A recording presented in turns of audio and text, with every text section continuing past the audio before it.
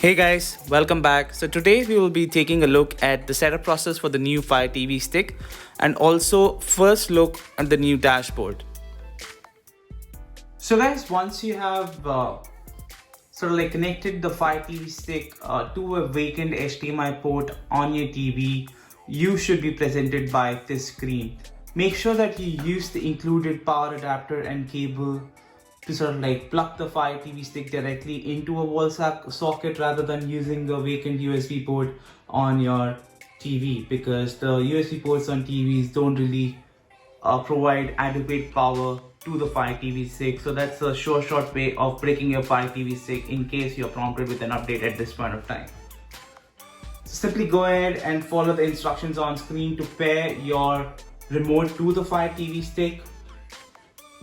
Insert the AAA batteries provided in the packaging into the remote and hold down the home button on the remote for up to 10 seconds, at which point of time you'll be greeted with this screen, and simply press the play and pause button and then follow through on the on-screen instructions.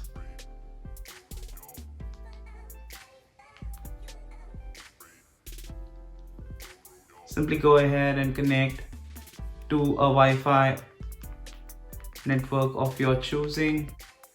So great thing, as you would have noticed, is that the new Fire TV stick supports both 2.4 and 5 GHz Wi-Fi bands. So if there is an update available for your Fire TV stick, it would go ahead and update your Fire TV stick on the previous screen. It will take anywhere between 5 to 10 to 15 minutes depending upon your internet speed. So do be patient as it finishes the update. As I mentioned earlier, you all have to do is follow the on-screen instructions. Go use a phone or a laptop or a PC, navigate to amazon.com/code. Make sure you sign into the account that you want your Fire TV stick to be associated with. I'm going to quickly go ahead and do that.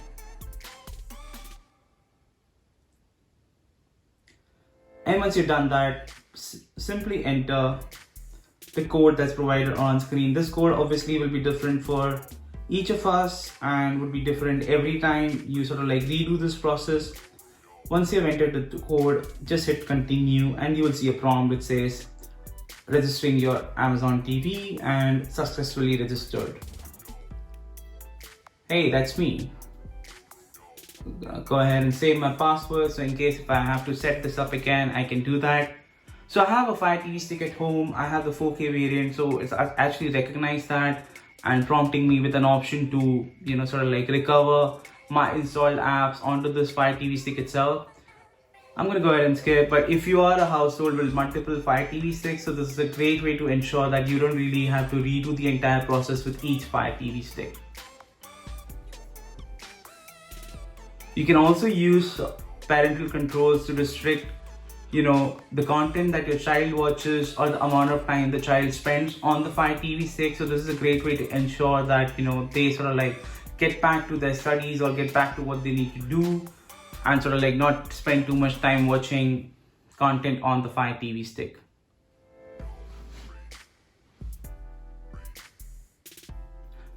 At this point of time, if you have the full HD variant and not the Lite variant, you would have a remote which allows you to control your TV as well. So we're gonna go ahead and set that up. We have a TCL 4K HDR TV. For those of you who have a Samsung or an LG or a Sony, more often than not, you don't really have to go through this process multiple times. It should work on the very first try. In my case, it has not. But I'm gonna simply go ahead and skip that in an effort to save time. So guys, this is the new Fire TV experience, the new dashboard. You have a new main menu.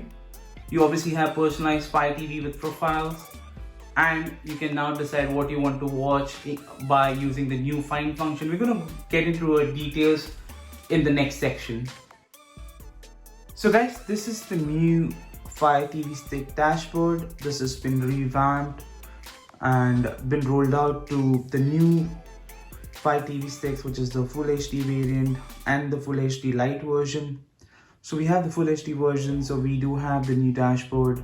So let's take a look at what's been added and what's been improved. So now you have the ability to create separate user profiles for each household member. So you can add up to 6 profiles here. So I've already gone up and added my own profile, which now allows me to have customized recommendations based on my watching habits and obviously a customized watch list as well.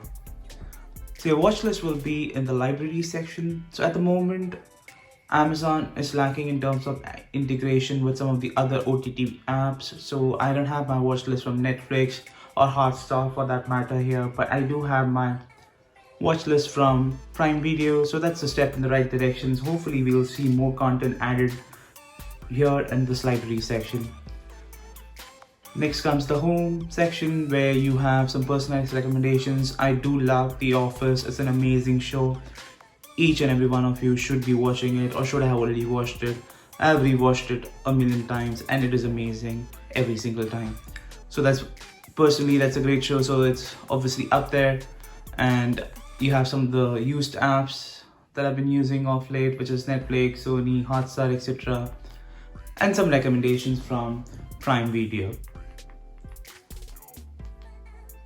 So now the search function has also been improved. You can actually match your voice print to your profile. So, Amazon in association with its own smart assistant, voice-enabled assistant, Alexa, will recognize your voice and perform the search functions as you would expect it to. So you can do that here. You also have content categorized into several sections, including movies, TV shows, kids and family, and obviously all the apps that are available on the Fire TV sticks is listed on the App Store. On the bottom, you have more recommendations like comedy, documentary, science fiction, etc. Now this again is a new tab which has been added called the Lite. So these are some of the apps currently supported here, but this has not been populated, or I guess this particular Fire Stick does not support this. So we are still expecting this update to roll out to all Fire TV sticks out there. So eventually what will happen here is that all live content that you are subscribed to, for example, I'm currently subscribed to Sony Live. So the TTV channels from Sony Live should ideally be populated here, including electronic program guide. So this is something we are looking forward to and would be a good replacement for those guys who are still on terrestrial TV or services like Tata Sky to eventually cut the cord and switch over to these OTT apps. So one cool thing about the new Fire TV stick, even the SD variant now supports HDR and Dolby Atmos up to 5.1 channels. So if you take a look here, for example, this is the show which is in 4K HDR.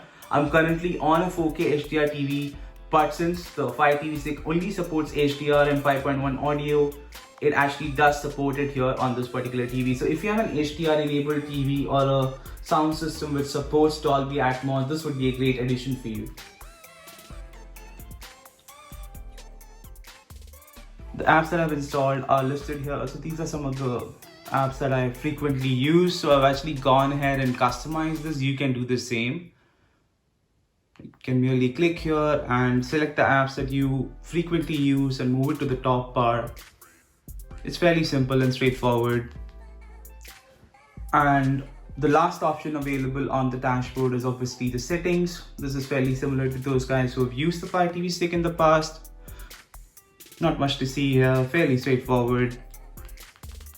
So guys, that brings us to the end of this particular video. And if you have questions about the Fire TV stick, or if you have questions about any other options available in the market, including Chromecast or the Apple TV, go ahead and send across those questions to us in the comments below. And do like and subscribe if you haven't already, and we will catch you in the next one. Thank you so much for watching.